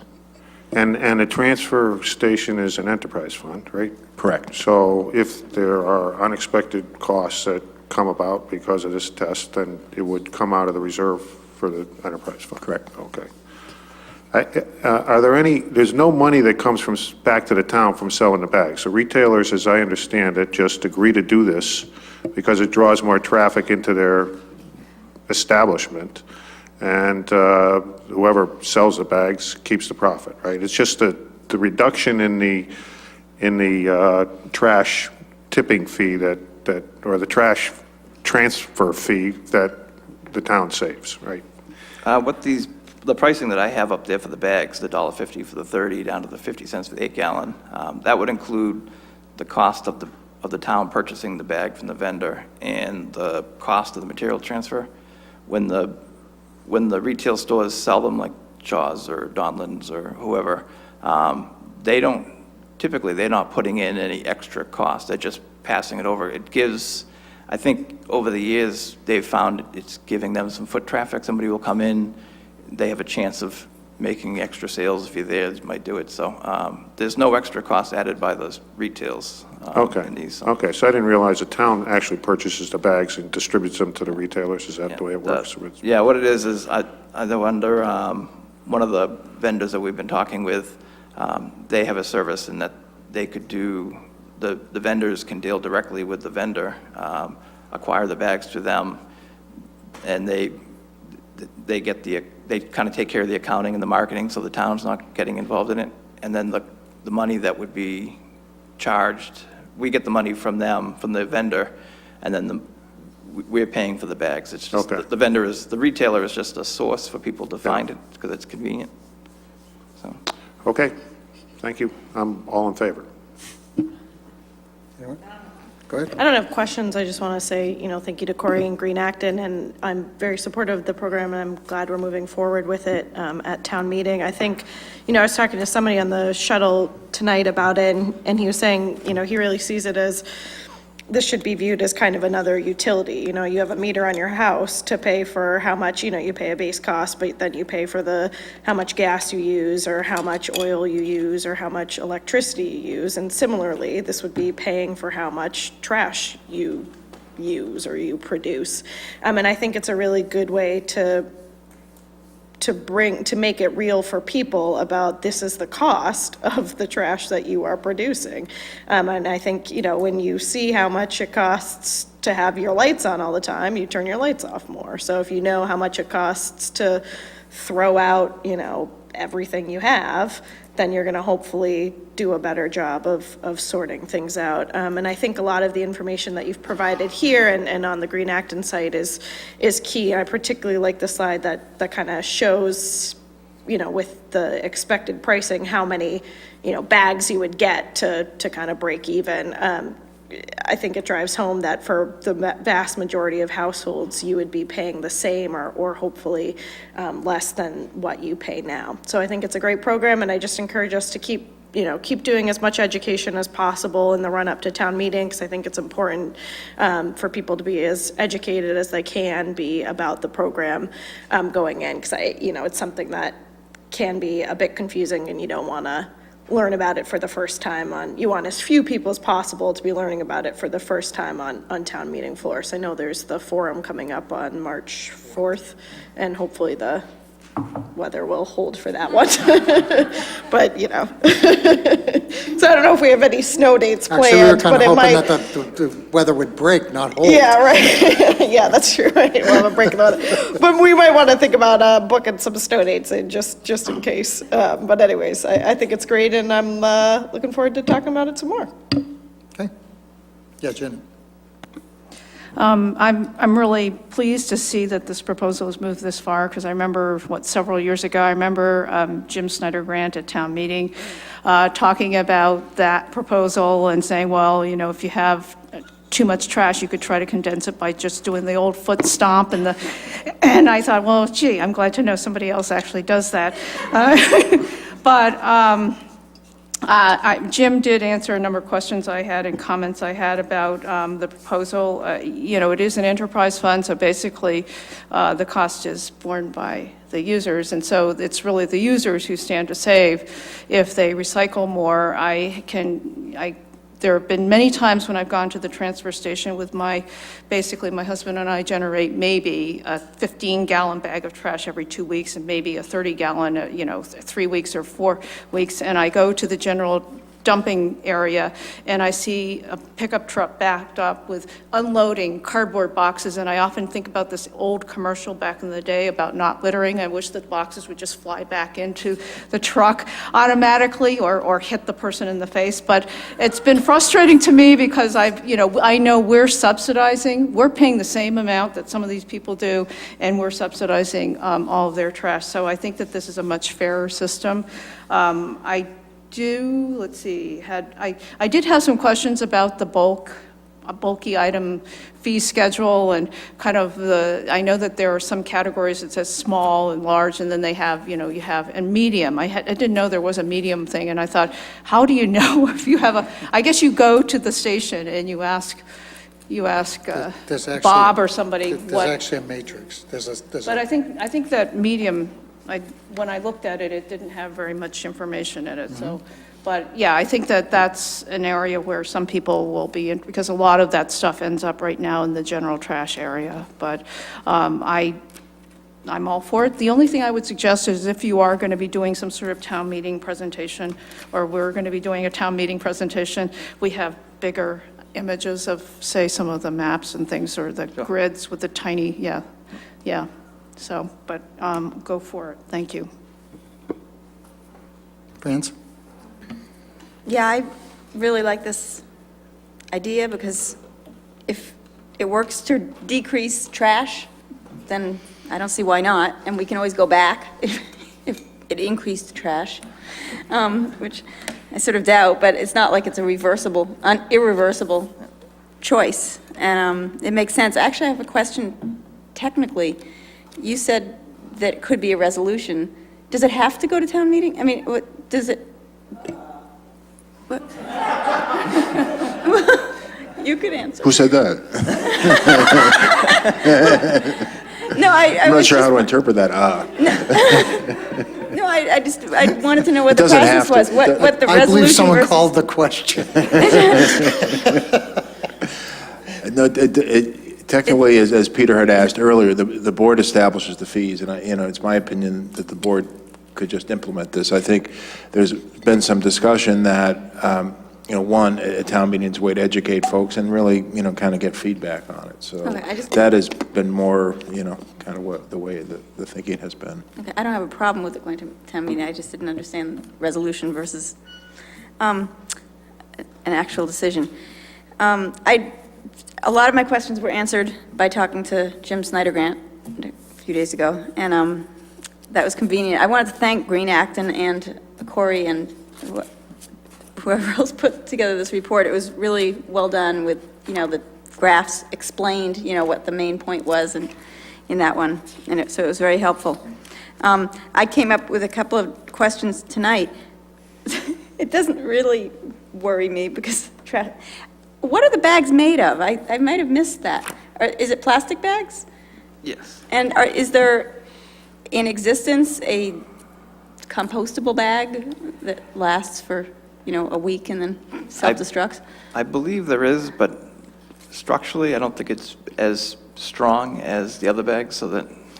You don't want it to decompose in your Right. trunk. I mean, it's been my experience, and I've worked in two other communities that have done this, and Joe is out there in the audience who works on bags for a living, but people are going to really try to jam a lot of stuff in a 30-gallon bag. So you need a sturdy bag.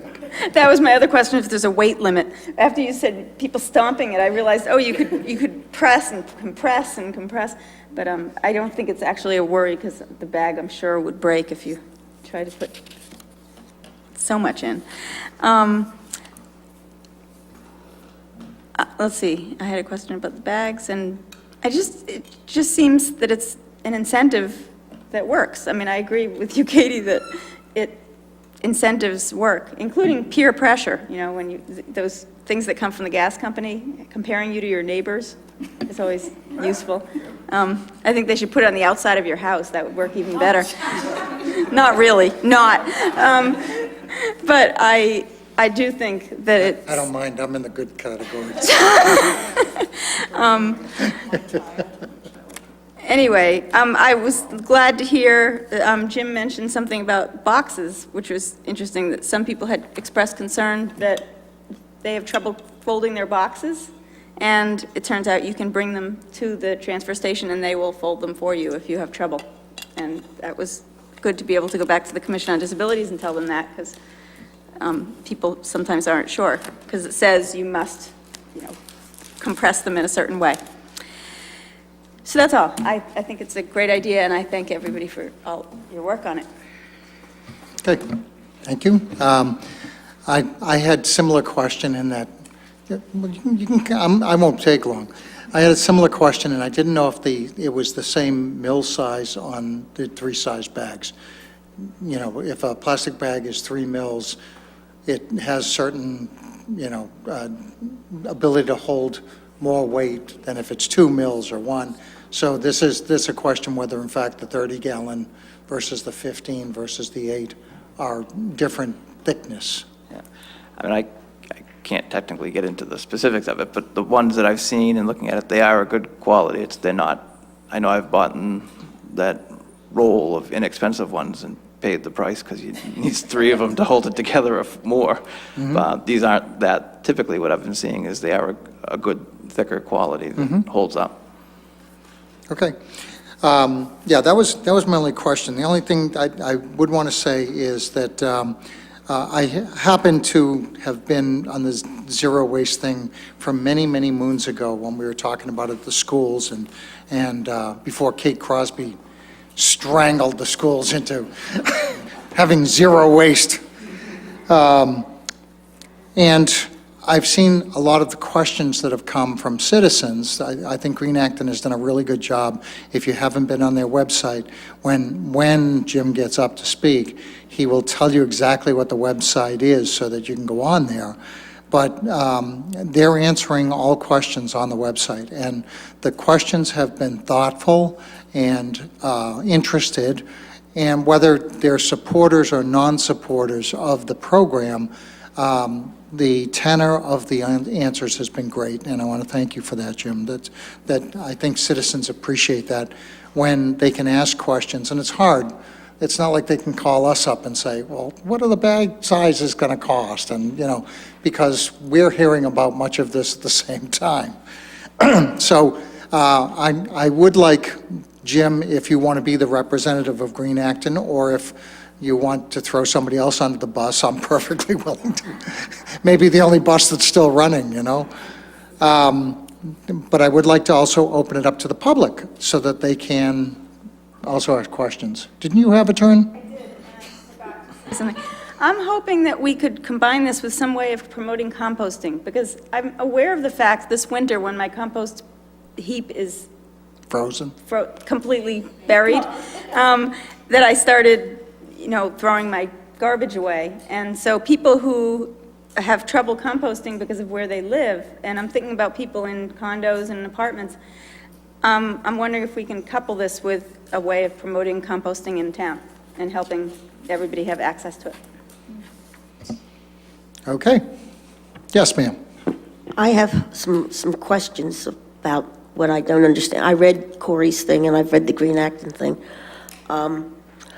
What I understand is the way this is supposed to work is that because of the increase in recycling, we'll have less trash, fewer poundages for the tipping fees, and therefore our costs will be reduced to a level which will allow, a $5 fee for adults and a $100 fee for regular old people?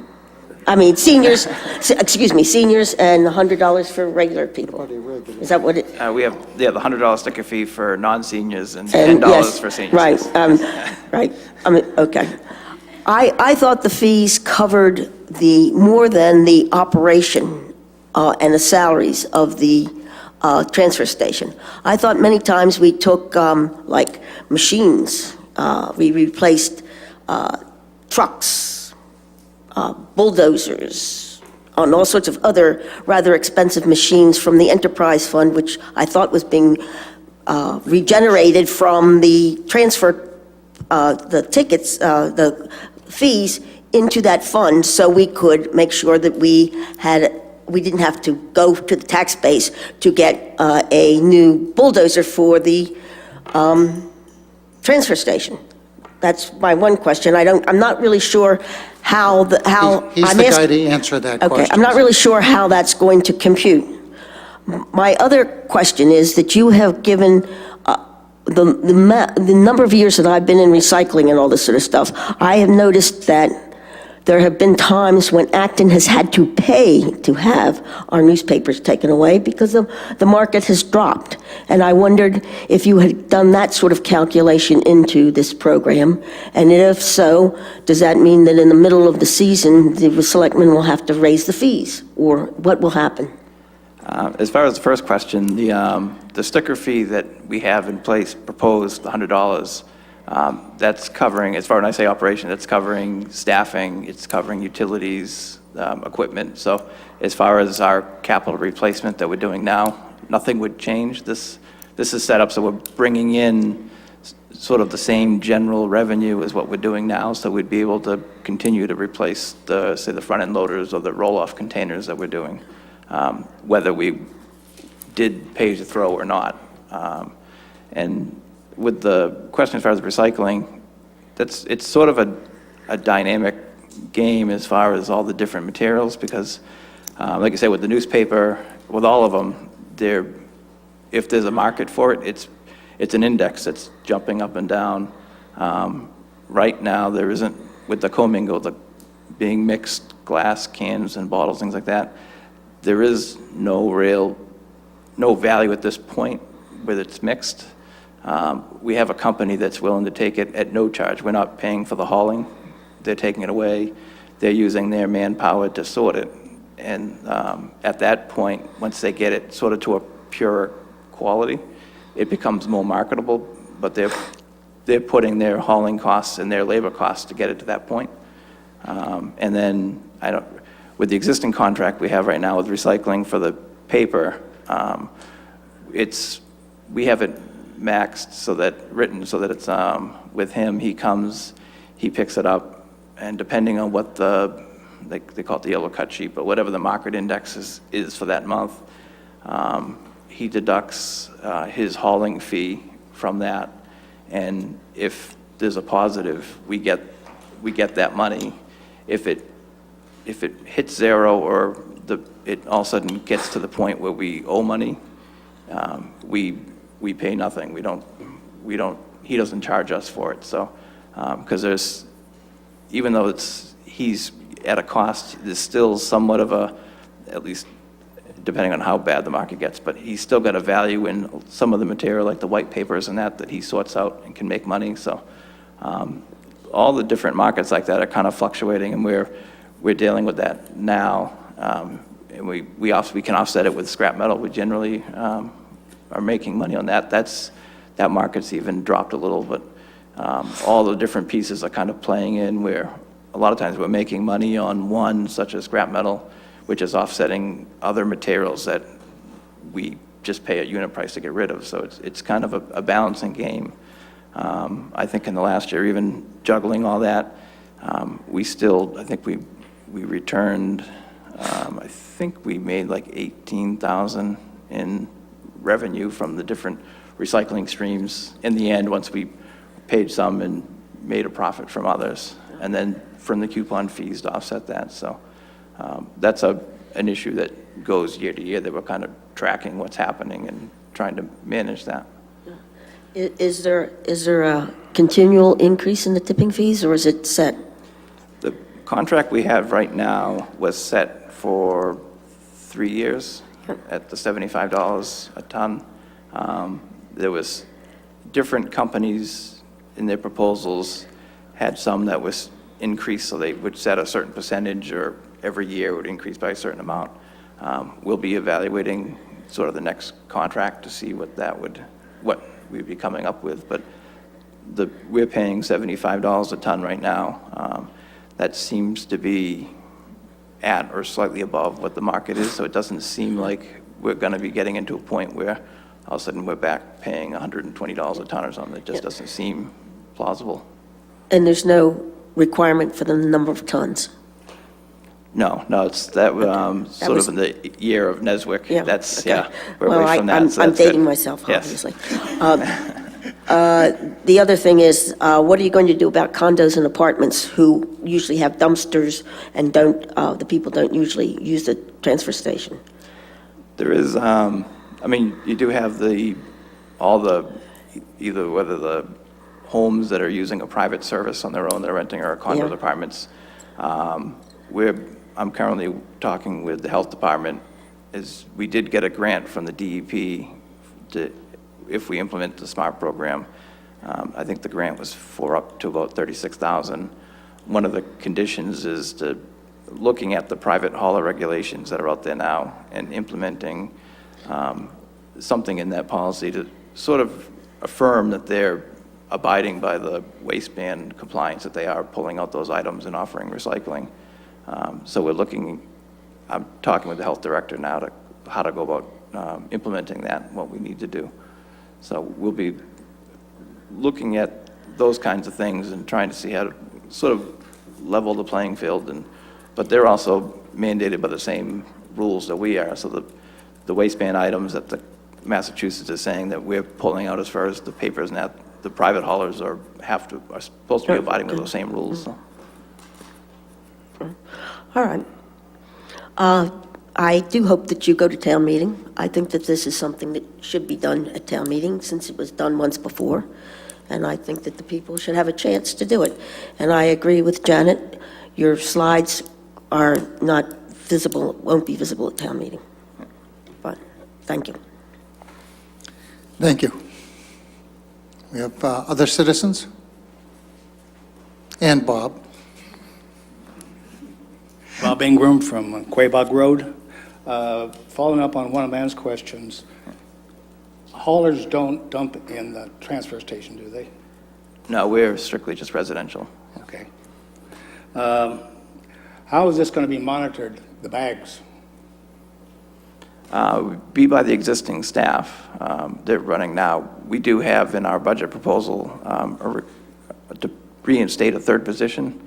I mean, as you know, the facility's kind of broken up into 3 places, and the 2 guys that are working there now, one guy's generally focusing on the transfer station with the front-end loader, and in our project, he's sort of our waistband inspector, so he's kind of keeping an eye on what people are throwing out.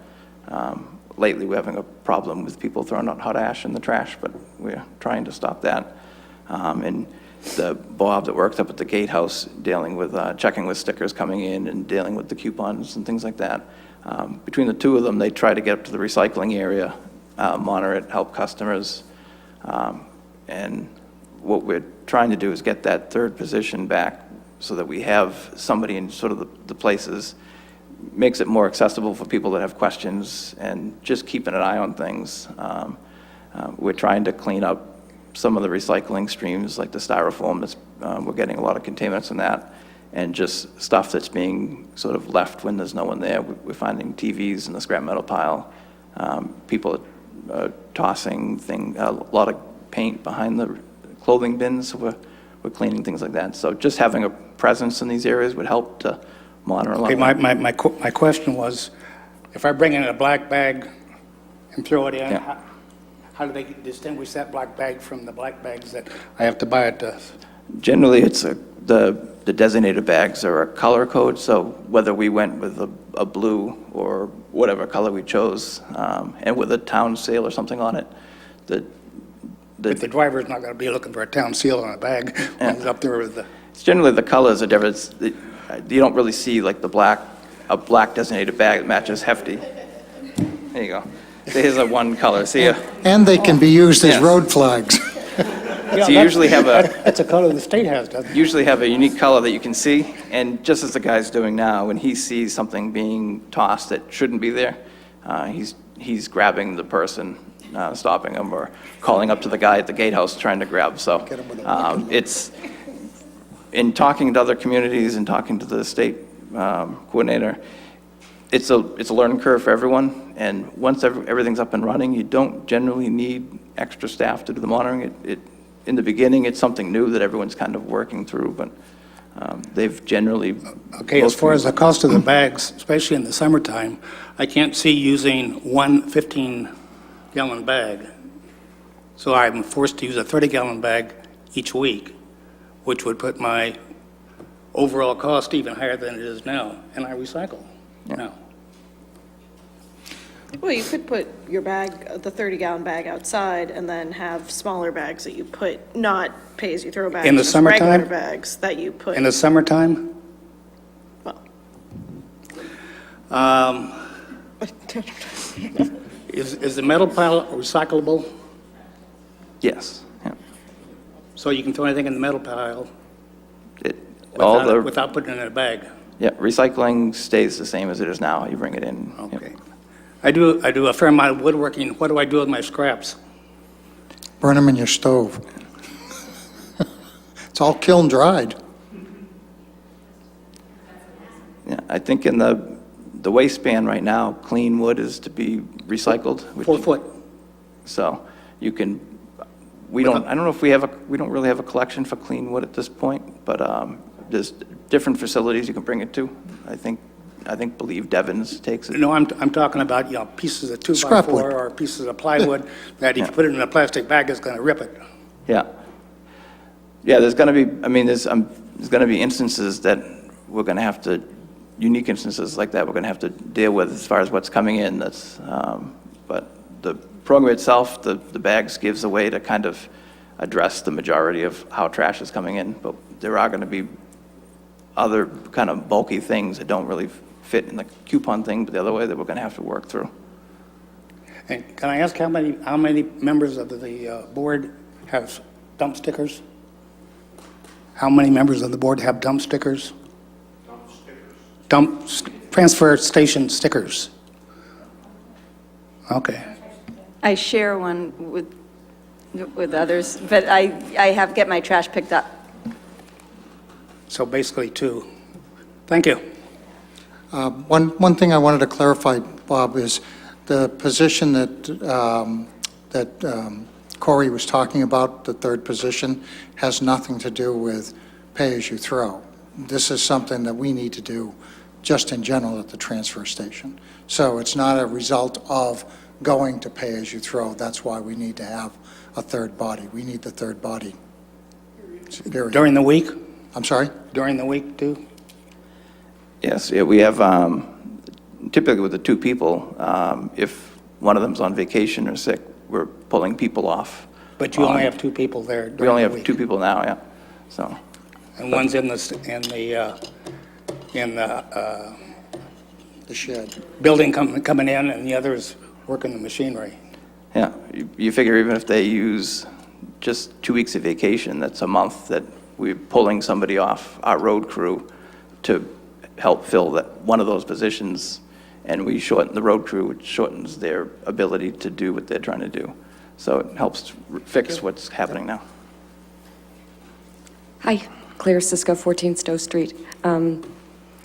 I haven't been to the Green Acton website, but I just really want to, first of all, I'm really in support of this. I remember at town meeting a couple years ago that there was a lot of resistance to the idea, and it seems like we've come a long way. So, I agree with the education concept. I did want to say that it's not a revolutionary idea. 30 years ago, I lived in when I was really little, really, really little, I lived in a very conservative town in Michigan, and I had never lived in Michigan before, and you went to the store and you bought trash bags and you put your stuff out by the curb, and that was what you did. And I was like, oh, well, makes sense. In terms of what the gentleman was asking about odd items, this was curbside. You didn't have to go to a transfer station, but in addition to bags, you could also buy a tag. So if you put, if you had a box of stuff you're clearing out your basement or something, it would be the same price as the bag, and you would just stick it on and they would pick it up. So I wondered whether you had looked into that at all. We've been talking to different vendors that are in the market, but also different communities, and trying to find issues like that, or the nuances that just don't quite fit the mold. I don't really have a solution at this point how to deal with it, but we would be looking at how to be able to address that and help the Okay, so that was what they residents did, and is just to staff, let you know, is you bought a sticker and you could put it on your box or whatever, but there would obviously have to be some limit to the size. And Sure. so thank you for everybody for what you're doing. Thank you, Claire. You got your chance. Charlie Aronson, Hosmer Street. I have a technical question. In the original plan, or the plan that we use now, you talked about pounds, and currently you're talking about bags with gallons. What is the conversion rate? I think it all depends on how good you can stuff it. Well, I know. I'm not interested in. Yeah. I'm interested in a bogey number, an average number. Yeah, I What think- you used for the calculations? I think in the state, when they looked at some of the other communities, they were seeing weights of probably around 20 pounds for a 30-gallon bag. I know from my own personal experience, my community that does pay-as-you-throw and bring it to facility, I could jump on, I brought it in the barrel, and I could jump on it, and I was getting much more than 20 pounds in it. I'm probably above the average. I think there was I've heard discussions of some communities having weight restrictions, but I just don't. At this point, if we instituted it, we'd kind of do a pilot and see if something came up with a problem, but it sounds like 20, around 20 or a little higher than 20 is generally what I think they were showing as far as other communities that they have done this. Okay, so we should buy stock in the compactor companies. Yes.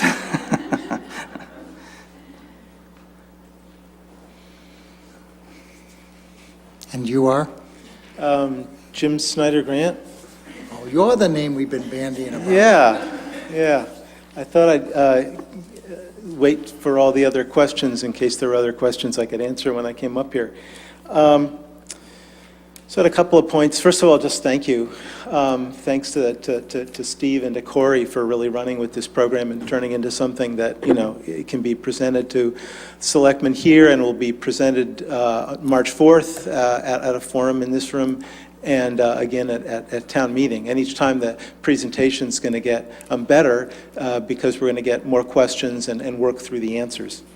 Just wanted to say that Green Acton, does have this website, actontrash.info, actontrash.info, and that's where we've been putting information as we've been getting it.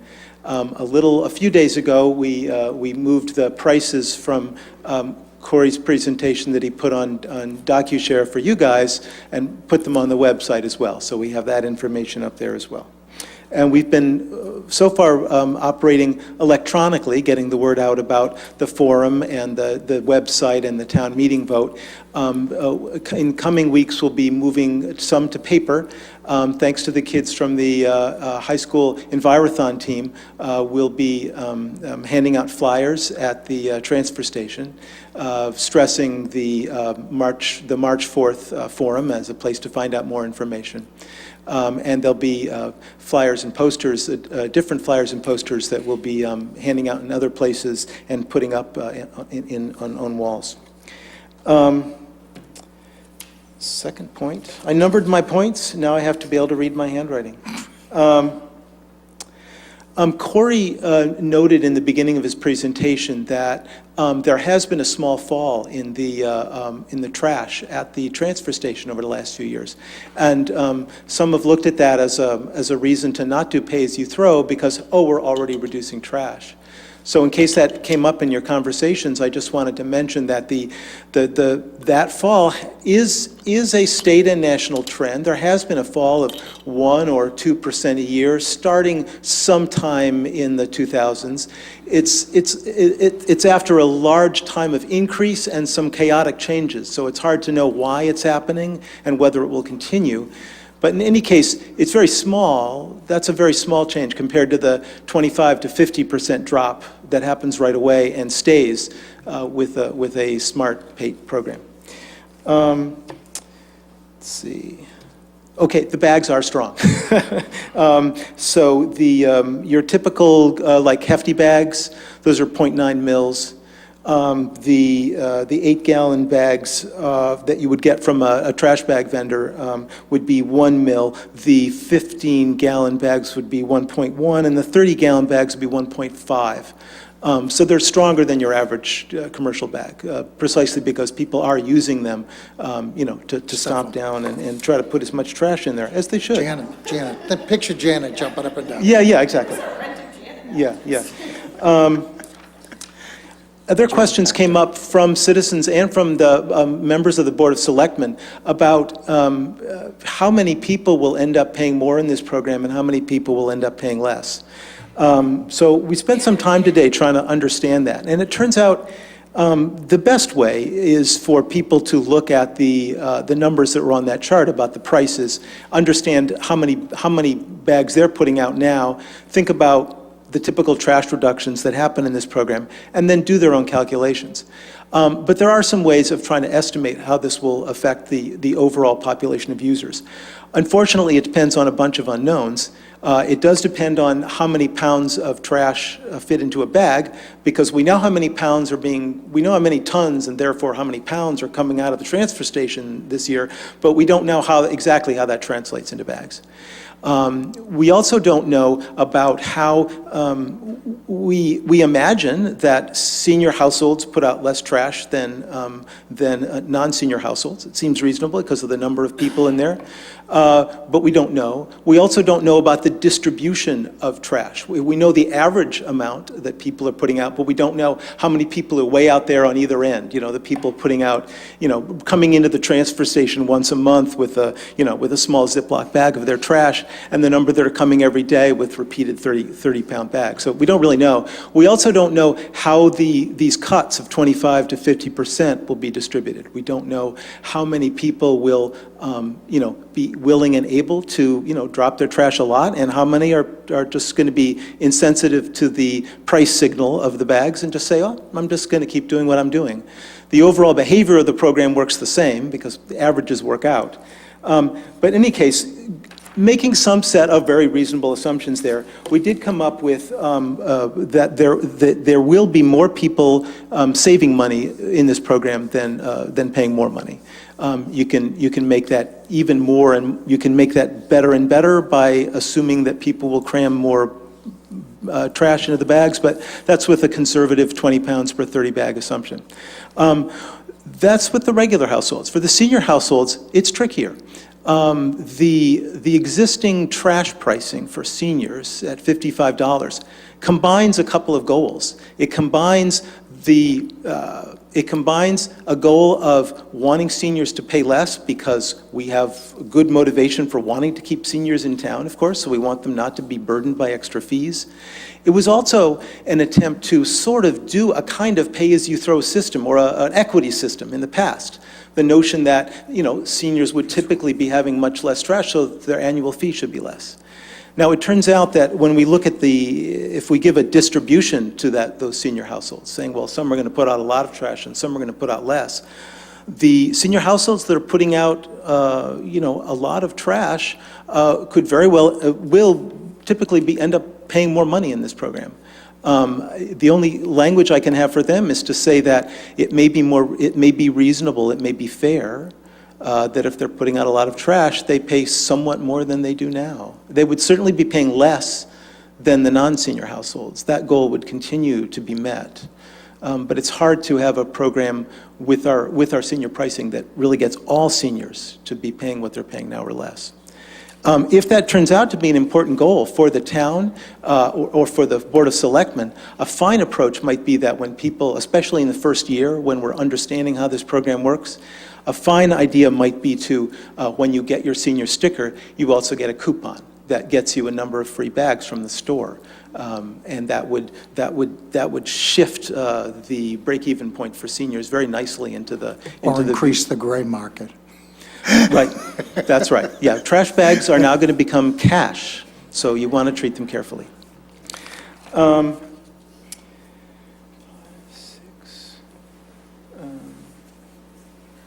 We did have a bunch of other questions. I'll forward them to the Board of Selectmen with frequently asked questions, and we'll be updating the website as more questions come in. But I think that covers everything I wanted to say today, other than thanks for working on this, and we'll see you all on the 4th. And we hope that we get, one last point. Okay, go ahead. If the board would be able to choose a selectman to work with us certainly at the March 4th forum, and certainly preparing for a presentation at town meeting, it would be great. You're all very supportive. It would be wonderful to find one or two of you who would also be willing to dive into all the details and be ready to present. So we'd love to have that person identified if possible. Thank you. Bye-bye. I was going to say, as I said, I've been getting the emails, and there's a plethora. These folks are not shy about communicating by email. However, if in fact the BOS would like to see what some of these communiques are, we could actually get the BOS on their shell if we wanted, and then you'd see all of them coming in. It might work well to educate you on a lot of the issues that we didn't necessarily think of here tonight, because I have been surprised at the depth and the scope of some of the questions and arguments that people are coming up with that I think is very good. I think it's good for dialogue and actually lends itself to making this an inclusive process. So either that, or if you can talk to Jim offline and say, I'd like to start getting these, that's... To reiterate what Jim was just saying, it would be very helpful if we did have a board member as part of the panel on March 4th. Mm-hmm. I think it'd go a long way. I think it's good for us to get the emails, and I'm happy to volunteer to You want to dig be deeper and the trash be selectman? the trash queen. Throw my pun there.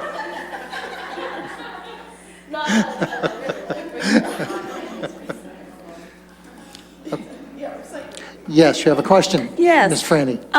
In my past, I don't remember exactly when, I have found that when I wanted something to be really nice, bright color, it turns out I couldn't get it because it used too much lead. I think I have a vague memory of pottery glazes or cars, or so I always am wary when something's a really nice bright color. I'm always wondering about whether it used lead or heavy metals to make it. So I would love to have a history, a natural history of the garbage bags that we choose, to just make sure that we don't choose something that, because it looked pretty and it turned out that in the creating of it, it was different than other ones. Now, then again, white bags, maybe they're bleached, who knows? I just would love to know, because this is a big number of bags for a town, and so I would love to know about the history of the bags. Sure. Yeah, I'm sure when we get to that point, we can get sort of the ingredients of what it is that they're making up, so, yep, yep. The DEP regulates what bags can be made of. No, it's not what they're made of, but in the process, maybe? I just want to make sure that we don't go for something we don't get pretty, a and it bad turns out color. that it had some environmental effect that we didn't think of. Anticipate. Bob, do you have another question? One question I forgot to ask. On your slide with the horizontal bar graph, Yes.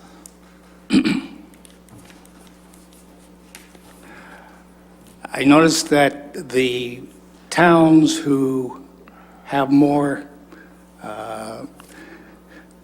contributions per person are on the red. Yes.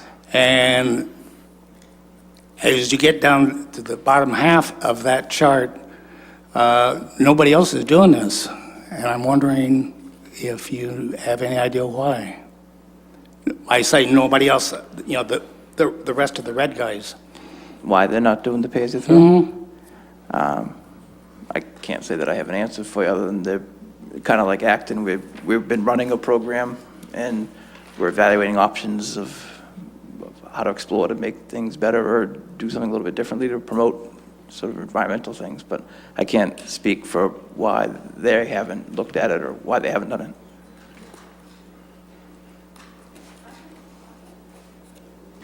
I was noticing a lot of them were more urban, and maybe a lot more of them have pickup, and fewer people go to the dump. I mean, I don't have actual facts, but what I've been noticing is the increase in the number of communities that are going to it. I don't have the numbers before me, but I think there's like 140 communities right now that have instituted a pay-as-you-throw type program, whether it's drop-off or curbside. So I think that's on the climb, and I think some communities that look like us are looking at it, but I can't speak to why others haven't adopted it or whether or not they've looked at it and voted it down. So. And to somebody else's point, I think it was Janet who mentioned that you got prices for the small items and prices for medium items and prices for large items. But I just noticed in the box that I mentioned to you, it only has small items and large items. There are no medium items. So we have no clue what medium items are. So, yeah. So perhaps we could flesh that out, because I think when we go to town meeting, a lot of this data is going to be shared. Yeah. And every question that we can anticipate and get answered prior to that makes life much simpler for the people in town. Yeah, and one thing that we're working on separate from the pay-as-you-throw is we're working on the signage and sort of the informational piece out there. So that's something that's in motion right now. Okay. Yes, sir. Mr. Chairman, my name is Steve Ilsauskas. I'm with Waste Zero, the manufacturer of the bags. Just by way of providing a little bit of information, this is your the first pay-as-you-throw program. Obviously, that would be implemented in Acton, not the first time you're considering it. We work with about 800 programs that we've implemented across the U.S., so this is by far not our first rodeo. So a couple of things I wanted to share. First, with regard to the bag content, minimally we manufacture the bags with, if we were fortunate enough to work with the town, 1/3 recycled content. We do go up to 100% recycled content to provide another life to plastic film. There is no lead or other contaminants of that variety. Sometimes there's a little calcium in there. But the coloration is not established through lead. It's a different, just a more natural, obviously much more natural chemical than lead, but no lead, no contaminants of any kind.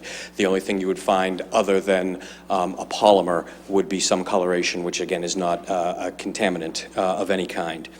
A couple of other thoughts. With the 95 communities we work with in Massachusetts, the 140 in Massachusetts that have implemented pay-as-you-throw, the 800 we've worked with nationally, and a 7,100 overall nationally that have pay-as-you-throw programs. I think one thing that we take heart in as we hear the questions, and the very good questions about wood, for instance, is how wood is handled. I will guarantee you across the 1 million households we work with every week, that question has been answered. All of the questions that will come up have likely been answered by some community. And so whether it's Mr. York talking to his colleagues in transfer station communities, which the vast majority of Western Massachusetts communities that have pay-as-you-throw our transfer station, those questions have been asked and answered. We're happy to, just as part of our community service work, to help answer those questions. But those questions have been answered. And another point that we thought it was particularly important to note, and I've not seen a community do it before, but I really liked it, and so we may steal it from Corey, is the break-even analysis of the number of bags. I think one very important thing to keep in mind is that's the number of bags after two things happen. After you get a 44% reduction in trash, and by our analysis of your trash generation, you should be able to easily get to 44% reduction.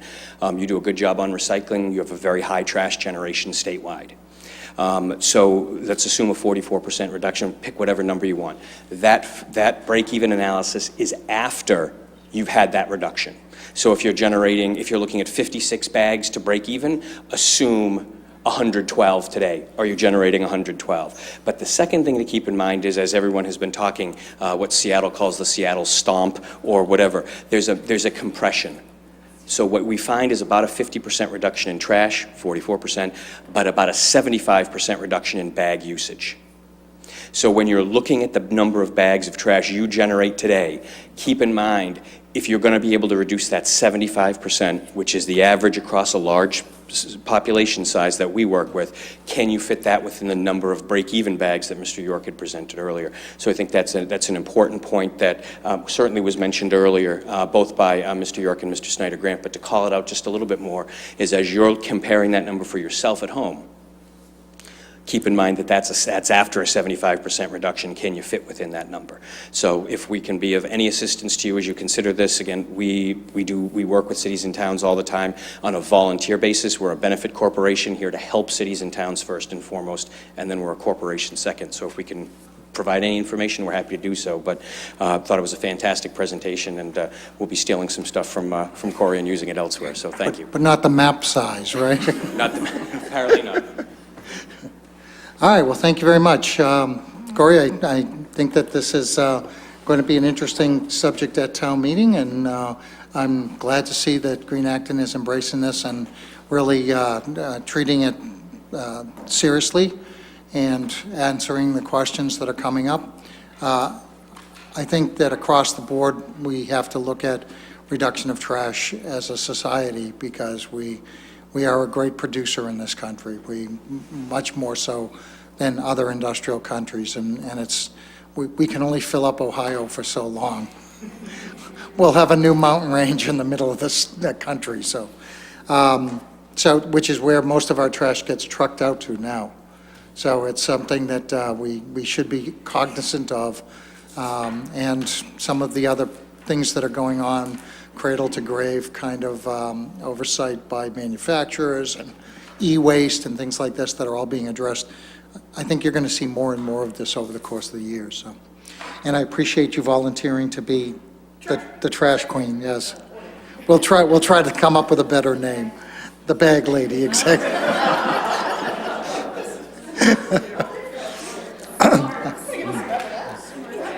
The smart chick.